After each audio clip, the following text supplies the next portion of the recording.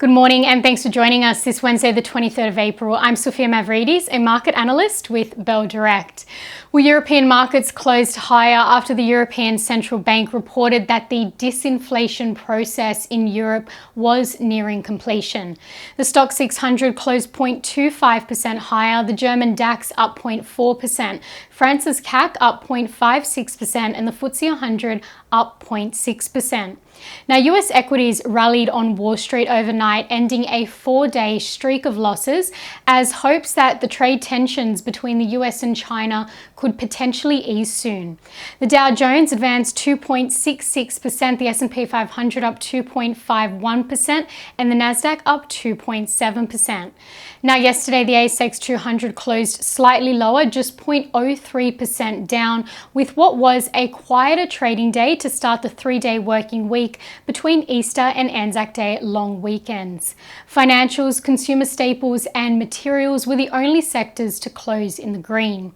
West African Resources, WAF, and Evolution Mining, EVN, led the gains, while Paladin Energy, PDN, and ZIP declined the most. As for what to watch today, well, following US equities, the Aussie market is set to jump 1.28% at the open this morning, according to the SPI futures. In economic data today, the S&P Global Manufacturing and Services Flash PMI will be released, a forward-looking estimate of the final PMI that's out next week. And in commodities, crude oil recovered earlier losses, trading over 3% higher at $64.36 per barrel, likely in a technical rebound after falling over 2% in the previous session. But with that in mind, the outlook for crude is bearish as progress with discussions between the US and Iran have increased the possibility of a deal to bring Iranian oil exports back to the market. The price of gold has declined, down more than 3%, trading at $3,327.97 an ounce after having touched a new record of $3,500 earlier in the trading session. And iron ore is steady at $99.88 per tonne.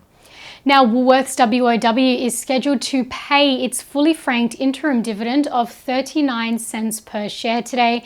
And to end on some trading ideas for your consideration, Bell Potter maintains its buy rating on Alcidion ALC, a commercial healthcare IT company, and they have maintained their 12-month price target of 11 cents.